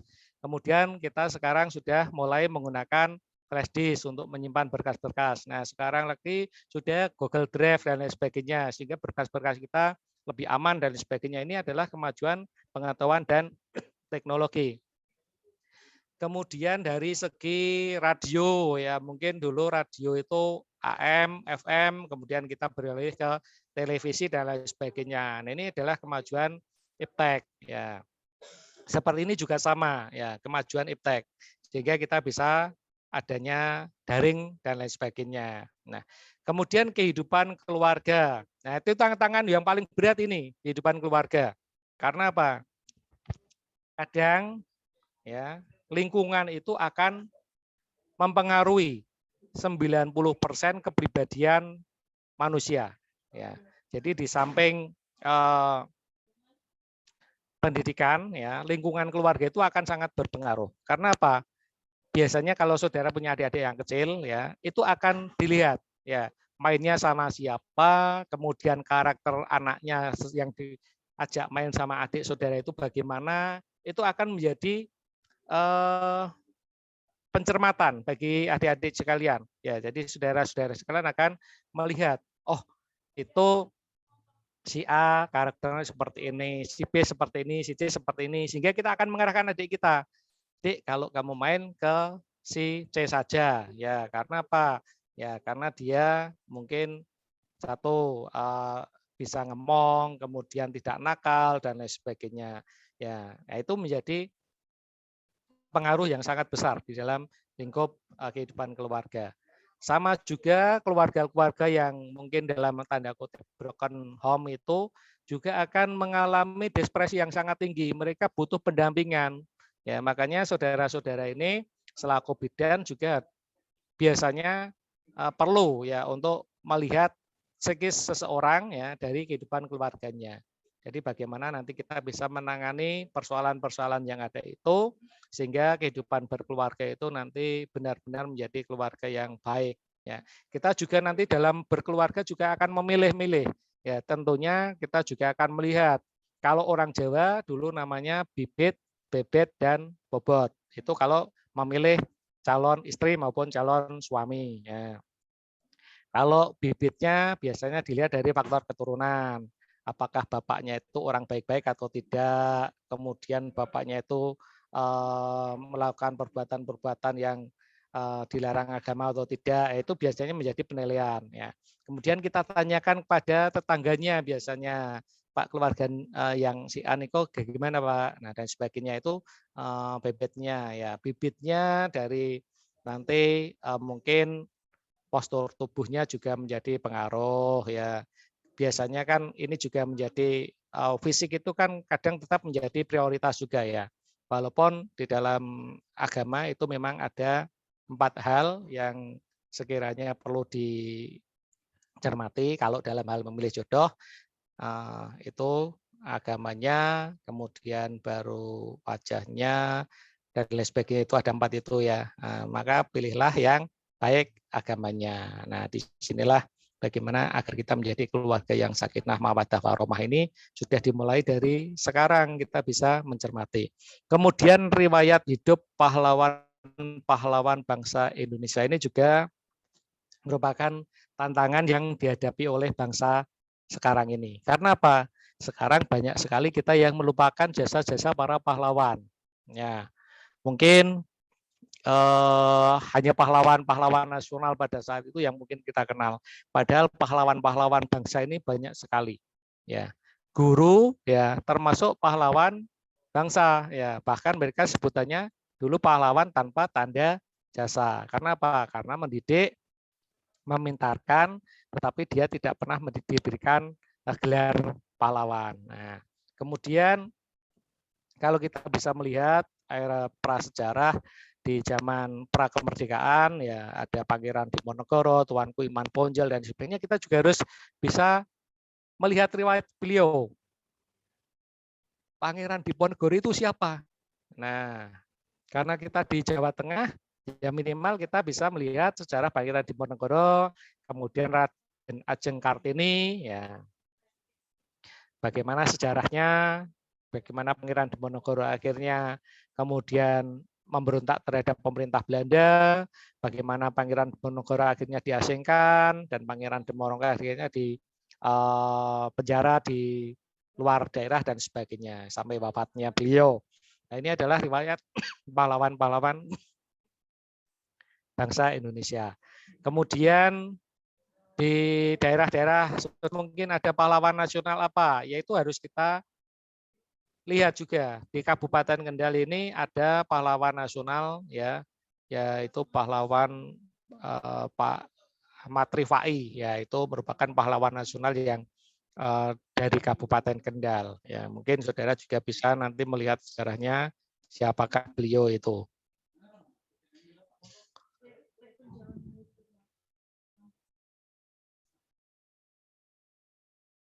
Nah, selain itu juga perlu pemahaman tentang peran serta rakyat Indonesia dalam upaya kemanusiaan dan perdamaian di dunia internasional. Nah, ini salah satu sumbangsih di negara kita itu adalah biasanya dalam hal pengiriman pasukan Garuda. Nah, saudara-saudara punya saudara yang menjadi anggota TNI masuk dalam pasukan Garuda. Ini merupakan sumbangsih kita terhadap upaya kemanusiaan dan perdamaian di dunia internasional. Kemudian mengirimkan atlet-atlet kita di ajang pentas olahraga dunia. Ya, kemarin di Asian Games kita juga mengirimkan beberapa atlet ya, bahkan bulu tangkis kita menjadi penyumbang emas bagi negara Indonesia. Nah, kemudian kesenian-kesenian itu juga sering kita ikut sertakan ya, tidak hanya dalam hal agama saja, tapi yang lainnya juga MTQ itu, bahkan MTQ internasional itu juga kita sering mengirimkan ke luar negeri. Nah, ini merupakan upaya yang dapat dilaksanakan dengan berbagai metode yang relevan untuk melaksanakan bimbingan di sekolah maupun di keluarga. Jadi upaya-upaya pemahaman peran serta masyarakat ini, saudara-saudara bisa memiliki adik yang pintar dan lain sebagainya, ya ikut Olimpiade Sains, ya mungkin bisa. Itu akan menjadikan sumbangsih kita terhadap negara kita di kancah dunia internasional. Cara-cara yang dapat digunakan antara lain dengan membaca buku-buku, ya karena kita dengan membaca itu ilmu itu akan didapat, ya. Kemudian mendengarkan nyanyian-nyanyian, juga mengadakan festival, lomba, ya sayembara, penjelajahan, diskusi, seminar, lokakarya, kegiatan rohani dan lain sebagainya. Ini cara-cara yang digunakan dalam bagaimana kita nanti menjadi bagian dari bangsa yang memiliki wawasan kebangsaan. Kegiatan rohani ini di bulan Ramadan mungkin saudara bisa dikembangkan di kampus. Ya, kalau tidak ada kegiatan yang utama, mungkin pada saat setelah maghrib diadakan kegiatan tadarusan bersama melalui Zoom meeting atau seperti apa, ya itu boleh, ya mungkin bisa. Atau kalau berbuka online ya belum ya. Nah, kalau berbuka online ya nanti paling bisanya lewat foto-foto di grup WA ya. Oh saya masak ini, nah mari kita sama-sama berbuka dan sebagainya. Nah, ya, tetapi kalau tadarus bersama kan mungkin bisa, kemudian kegiatan-kegiatan keagamaan yang lain, atau mungkin pengajian dengan ustadz dari kampus ya untuk mengisi pengajian tiap hari Ahad atau Ahad pagi atau mungkin menjelang berbuka kultum atau gantian ya, misalnya ada kultum secara bergantian dari absen nomor 1 sampai dengan selesai. Pas kan kalau 30, nah orang sama 7 menit menjelang berbuka bisa. Kemudian kegiatan-kegiatan di bidang seni, sastra, dan ilmiah pada peringatan hari-hari nasional atau pada kesempatan-kesempatan lain. Jadi saudara-saudara mungkin bisa mengikuti kegiatan penelitian ilmiah. Ya, ini tentunya juga menjadi masukan-masukan ya untuk wawasan kebangsaan. Di rumah cara-cara ini dapat dilakukan secara informal. Ya, kalau di sekolah ini dilakukan sebagai kegiatan kokurikuler dan ekstrakurikuler yang dilaksanakan secara sistematik dan sistemik, berkesinambungan, berjenjang, mulai dari teman kanak-kanak sampai dengan perguruan tinggi. Nah, misalnya gerakan gemar membaca. Nah, ini kan kita mulai dari taman kanak-kanak sampai perguruan tinggi itu ada kegiatan gemar membaca, gemar menabung. Nah, itu juga sama. Itu merupakan kegiatan-kegiatan. Ya, ekstrakurikuler apa? Banyak sekali ya. Kalau mungkin dari SD ada, kalau dulu, kalau sekarang bidan itu biasanya ikutnya bidan cilik ya di tingkat SD. Kemudian kalau di tingkat SMP mungkin kegiatannya ikut di PMR, Palang Merah Remaja, ya SMP, SMA, KSR ya, Korps Sukarela ya, perguruan tinggi KSR ya. PMR, SMP, SMA, ya mungkin bisa ya. Kemudian ikut di PMI. Nah ini merupakan kegiatan-kegiatan yang dilaksanakan di sekolah. Ya, kalau di rumah ya monggo nanti disesuaikan. Nah, keberhasilan implementasi dari wawasan kebangsaan itu lebih dapat dijadikan sebagai cara pandang Bank Indonesia tentang diri dan lingkungannya, itu bagaimana kita mengekspresikan bangsa dalam lingkungan yang berubah begitu cepat. Artinya kita juga harus melihat perkembangan yang ada, ke depan itu bidan seperti apa, ya kita juga harus paham. Jangan sampai kita ketinggalan informasi. Besok bidan itu seperti ini, seperti ini, seperti ini. Ya. Apalagi sekarang Cina sudah membuat atau memproduksi tenaga kerja dari robot. Nah ini juga harus kita antisipasi dari sekarang. Jangan sampai nanti sumber daya manusia itu terpinggirkan. Ya, karena apa? Karena adanya kemajuan pengetahuan dan teknologi. Kita kalah bersaing. Ya, tetapi kita harus tampil di garda terdepan. Ya. Kemudian wawasan kebangsaan tidak hanya tuntutan bagi bangsa untuk mewujudkan jati diri atau identitasnya, melainkan pembinaan tata laku sebagai suatu bangsa yang meyakini nilai-nilai hakikinya. Artinya di sini kita harus percaya pada kemampuan diri kita sendiri. Ya, kita yakin kita mampu, ya kita mampu, ya kita bisa melaksanakan, kita harus yakin bisa melaksanakan. Nah, disinilah yang namanya letak nilai implikasi strategis dari pembinaan wawasan kebangsaan yang harus dilaksanakan secara berlanjut dan berkesinambungan. Kalau saudara nanti sudah lulus dari sini, pengen melanjutkan ke lebih tinggi, ya lanjutkan karena mampu dari segi pikiran, mampu dari segi pembiayaan dan sebagainya, mampu silahkan lanjutkan. Ya. Kalau tidak mampu bagaimana? Berusaha ya supaya menjadi mampu karena kita tidak ingin bersaing dengan nanti dari sumber daya tenaga asing masuk ke Indonesia drop-dropan ya banyak sekarang kan tenaga kerja asing masuk ke Indonesia kan banyak sekali kalau kita melihat di sosial media itu ya sebelum pandemi itu atau setelah pandemi itu malah banyak tenaga kerja asing masuk ke Indonesia menjadi tenaga kerja di Indonesia di perusahaan-perusahaan Indonesia. Nah kita jangan sampai kecolongan ya kita jangan sampai ketinggalan kita kalah bersaing dengan mereka. Dengan demikian konsepsi nasional yang kita miliki tentang konsep wawasan kebangsaan itu mengarah pada totalitas ekspresi. Jadi kita sebagai warga negara Indonesia yang berdaulat, adil dan makmur berdasarkan Pancasila dan Undang-Undang Dasar 45 itu tidak terhenti pada cita-cita. Ya. Makanya kemarin saya kan bilang cita-citanya apa di absensi itu kan saya masukkan cita-cita ya. Tetapi cita-cita itu harus diwujudkan, harus diimpikan, harus dilaksanakan. Ya. Tidak hanya diangan-angan saja, tetapi harus dilaksanakan, diwujudkan. Menjadi bidan yang profesional, ya, bidan yang amanah, menjadi bidan yang terampil. Nah, itu harus diwujudkan. Salah satunya apa? Seperti ini, saudara-saudara masuk di jurusan kebidanan. Nah, ini sudah mewujudkan cita-cita, tetapi harus selesai, harus lulus. Nah, bagaimana itu mewujudkannya? Ya mengikuti pertemuan-pertemuan yang dilakukan ya dengan dosen-dosennya, kemudian melaksanakan tugas-tugasnya, menjawab soal-soal yang diberikan, kemudian berusaha semaksimal mungkin memperoleh nilai yang terbaik. Nah, ini untuk mewujudkan cita-cita.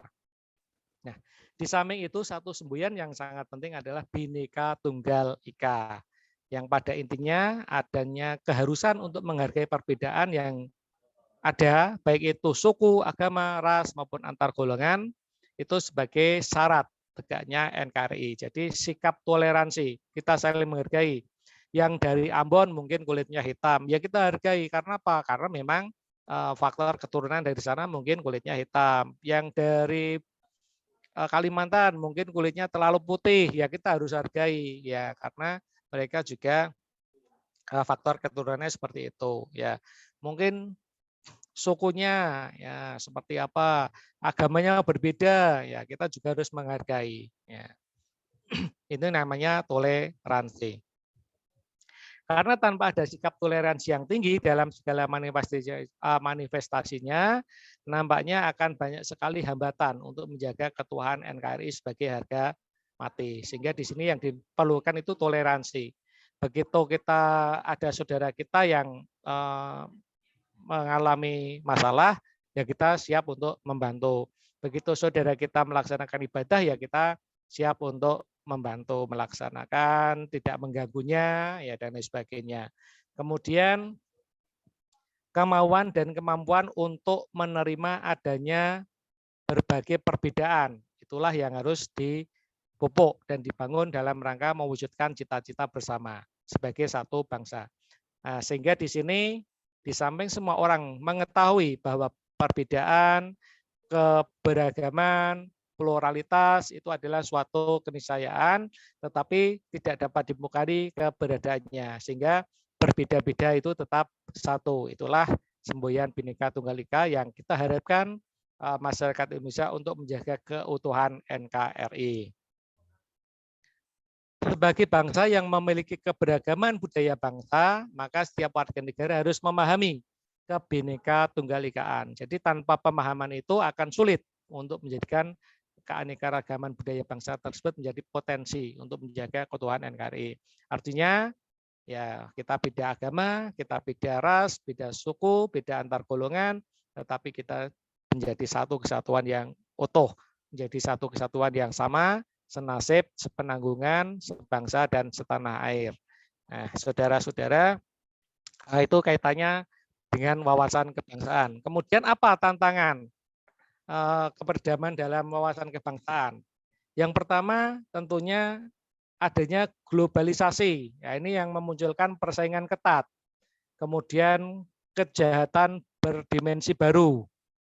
Nah, ini biasanya penipuan-penipuan ini kan sering muncul. Ya, ini merupakan kejahatan berdimensi baru. Kalau dulu biasanya pencurian, ya. Orang masuk ke rumah cari yang kosong dan sebagainya. Kemudian meningkat adanya perampokan, ya nekat, ya. Nekat. Sekarang sudah tahu akhirnya dengan cara halus yaitu penipuan. Ya, biasanya lewat WA, telepon, dan lain sebagainya. Ini kejahatan berdimensi baru. Disertai memudahnya nilai luhur kebangsaan. Karena mereka apa? Mereka tidak sadar terhadap kepentingan masyarakat yang lainnya. Mereka hanya menginginkan kepentingan diri sendiri. Nah, ini terjadi karena antar antar umat beragama, antar kelompok, antar golongan dan sebagainya, ya tadi tidak memaksakan Bhinneka Tunggal itu sebagai suatu keberagaman yang diyakini kebenarannya. Makanya di sini kemudian muncul berbagai macam aksi. Nah, tantangan-tantangan keberagaman ini banyak sekali, ya. Terjadinya intoleransi baik antar umat beragama maupun antar interumat beragama. Ya, contohnya mungkin satu contoh saja yang sekarang terjadi, perbedaan penentuan awal Ramadan. Ini kan merupakan interumat beragama.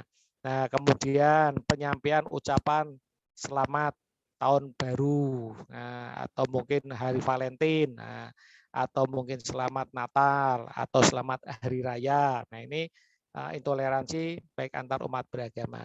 Kadang-kadang menjadi persoalan. Kemudian masih ada kelompok yang memaksakan untuk mengganti ideologi. Nah, ini ada beberapa yang menginginkan NKRI diganti dengan NII, Negara Islam Indonesia, atau Negara Komunis Indonesia. Nah, kemudian dasar negara Pancasila diganti dengan dasar yang baru. Nah, ini merupakan tantangan harus kita hadapi. Kemudian persaingan antar bangsa di dunia sehingga menginginkan NKRI menjadi lemah, bubar dan terpecah. Ini harus kita antisipasi dari sekarang. Ya, karena sekarang penjajahan itu tidak seperti Ukraina dengan Rusia. Ya, tetapi sekarang penjajahan itu dengan sistem halus. Satu, ekonomi, kemudian pendidikan, itu yang dijajah dulu. Ya, bagaimana kita ekonomi dilumuhkan, kemudian pendidikan dikebiri. Ya, artinya seperti kegiatan-kegiatan pendidikan yang mungkin tidak ada inovasi yang baru dan lain sebagainya.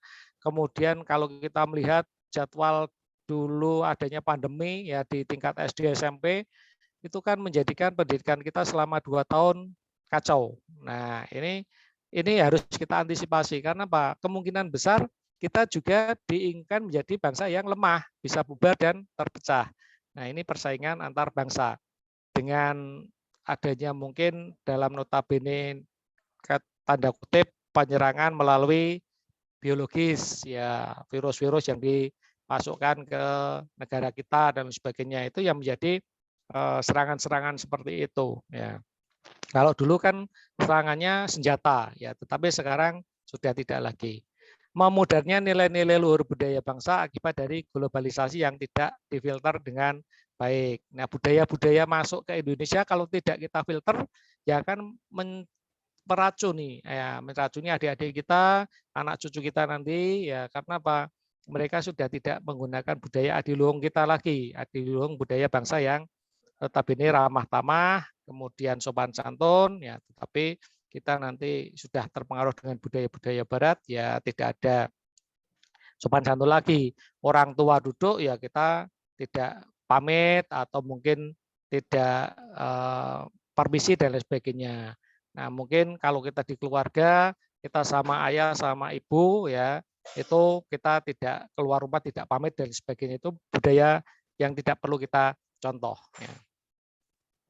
Media sosial sebagai bagian dari tantangan keberagaman. Lah inilah yang memicu banyaknya kerawanan-kerawanan yang besar, ya karena media sosial itu memiliki kerawanan yang lebih besar dibandingkan dengan media konvensional atau media mainstream. Karena siapa saja itu bisa menjadi pemilik media, jurnalis, penulis, ya yang dapat men-share apa saja yang diinginkan.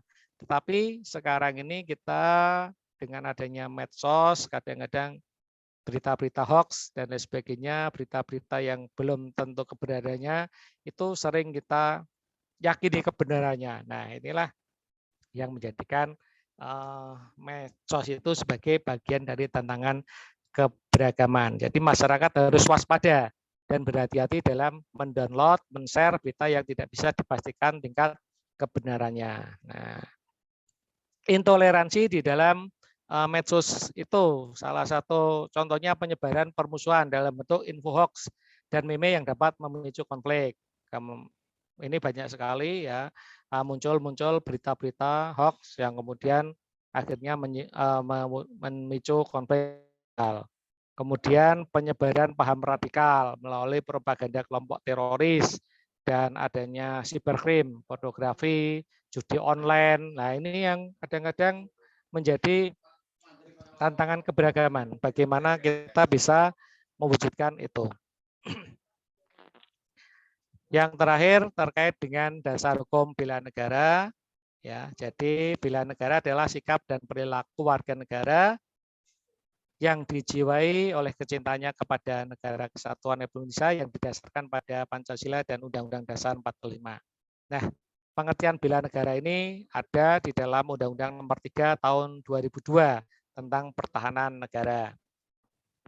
Jadi setiap warga negara berhak dan wajib ikut serta dalam upaya pembelaan negara. Saudara nanti bisa melihat di dalam pasal 30 ayat 1 Undang-Undang Dasar 45, kemudian pasal 30 ayat 2, kemudian Undang-Undang Nomor 3 Tahun 2002 tentang pertahanan negara, Undang-Undang Nomor 39 Tahun 99 tentang HAM pasal 68.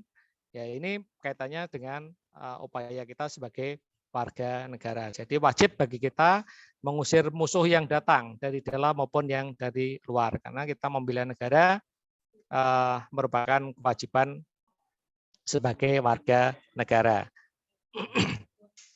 Nah, bela negara itu apa saja?